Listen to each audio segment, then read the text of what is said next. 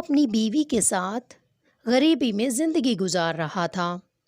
علی بابا اپنے گدھے کو لے کر جنگل میں لکڑیاں کاٹنے جایا کرتا تھا اور ان لکڑیوں کو بیچ کر اپنی زندگی کا گزارا کر رہا تھا۔ ایک دن وہ لکڑیاں کاٹنے جنگل گیا۔ اسے ایک آواز سنائی دی، بہت سارے گھوڑوں کی، اور اسے گھبراہٹ ہونے لگی۔ شاید یہ چور ہیں، میں چھپ جاتا ہوں۔ اس نے اپنا گدھا درخت کے ساتھ باندھا اور درخت پر چڑھ گیا۔ وہ سارے لوگ اس درخت کے نیچے آ کر رک گئے۔ علی بابا ان لوگوں کو گننے لگا۔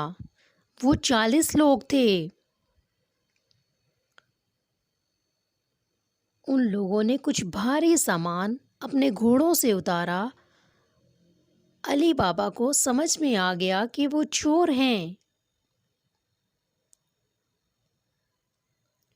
ان کا مالک ایک بڑے سے پتھر کی طرف گیا اور چلایا، کھل جا سم سم۔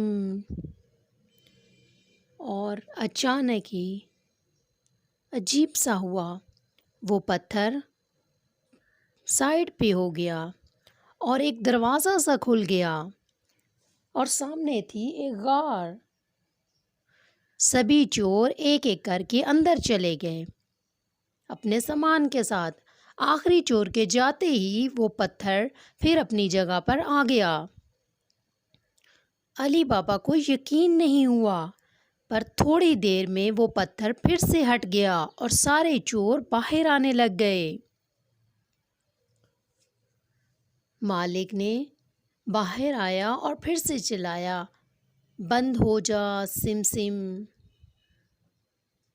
اور وہ پتھر واپس اپنی جگہ پر آ گیا اور وہ سارے چور اور پتھر واپس غار کے آگے آ گیا۔ اس نے سارا سامان اپنے گدھے پر لادا اور گھر کی طرف چل پڑا۔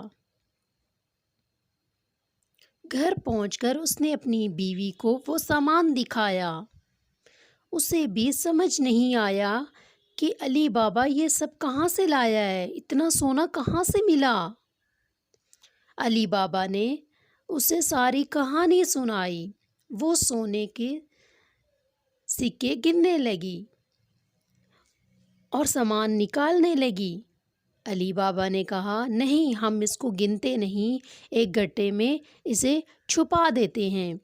علی کی بیوی بولی کہ تم گڈھا کھودو، میں تمہارے بھائی سے جا کر برتن لے آتی ہوں ناپنے کے لیے۔ علی بابا اچھی طرح سے جانتا تھا اس کا بھائی ویسے تو بہت امیر تھا لیکن بہت لالچی تھا۔ اس نے اپنی بیوی سے کہا کہ تم اسے کچھ بھی مت بتانا، اور اسی طرح وہ قاسم کے گھر جانے لگی۔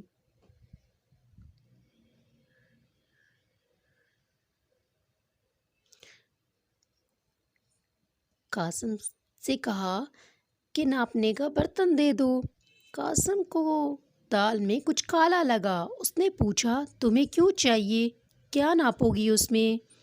علی بابا کی بیوی نے قاسم سے جھوٹ بولا۔ قاسم کو اس کی باتوں پر یقین نہیں ہوا اور اس نے شہد اس برتن کے نیچے لگا دیا۔ اسی برتن میں انہوں نے سونے کے سکے ناپے اور پھر ان سب کو دفنا دیا۔ اس کے بعد علی بابا کی بیوی برتن دینے قاسم کو واپس کرنے گئی، پر اس نے دیکھا ہی نہیں کہ برتن کے نیچے سونے کے سکے چپک گئے ہیں۔ اس نے یہ بہت بڑی غلطی کر دی۔ قاسم کو برتن ملتے ہی اس نے نیچے کی طرف دیکھا، سونے کا سکہ۔ وہ حیران رہ گیا،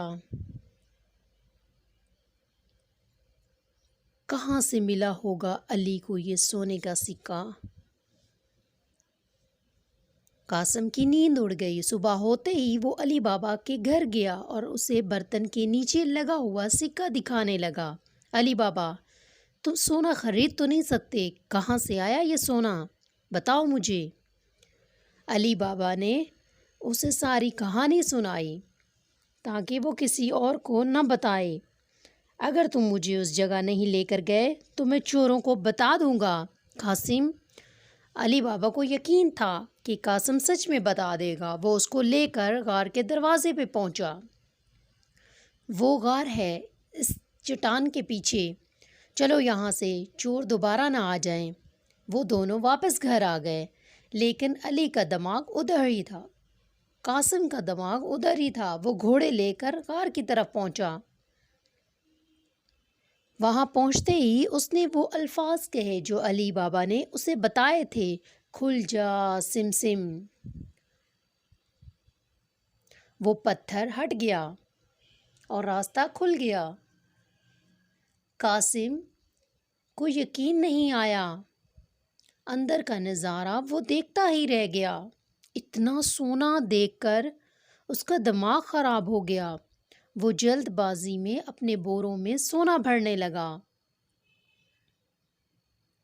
جب پورے بورے بھر گئے تو وہ نکلنے لگا، پر وہ تو دروازہ ہی بند پڑا تھا اور اسے کھولنے کے لیے وہ الفاظ اسے یاد نہیں آ رہے تھے، اور وہ خود سے ہی الفاظ بولنے لگا۔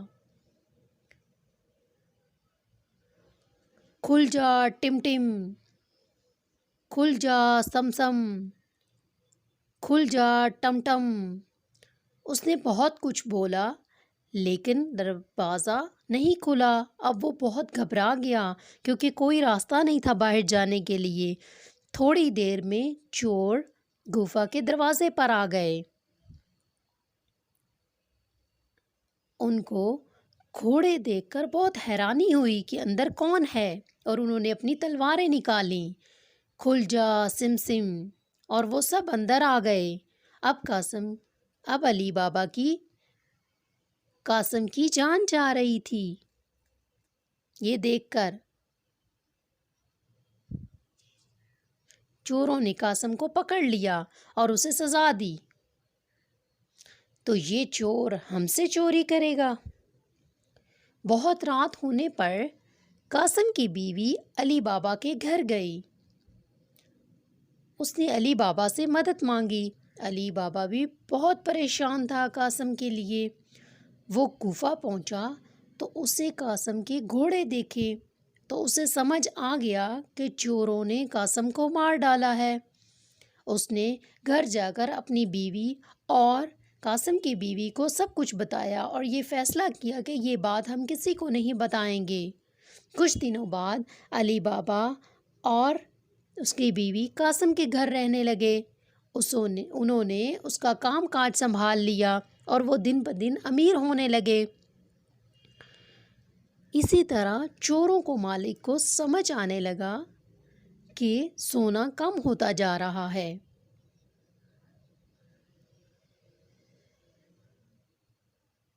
تو اس نے ایک چور کو نظر رکھنے کے لیے کہا، جاؤ اور شہر میں جا کر دیکھو کیا کوئی نیا امیر ہوا ہے اور بہت خرچہ کرنے لگا ہے۔ اس چور کی نظر علی بابا پر پڑی جو سونے کے سکے لے کر بازار میں گھوم رہا تھا۔ اس نے اس کا پیچھا کیا۔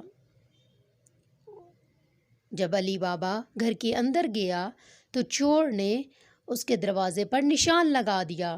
شام کو جب قاسم کی بیوی جانوروں کو پانی دینے گئی تو اس نے نشان دیکھا دروازے پر۔ وہ سمجھ گئی کہ خطرے کی بات ہے۔ اس نے محلے کے سارے دروازوں پر نشان لگا دیے۔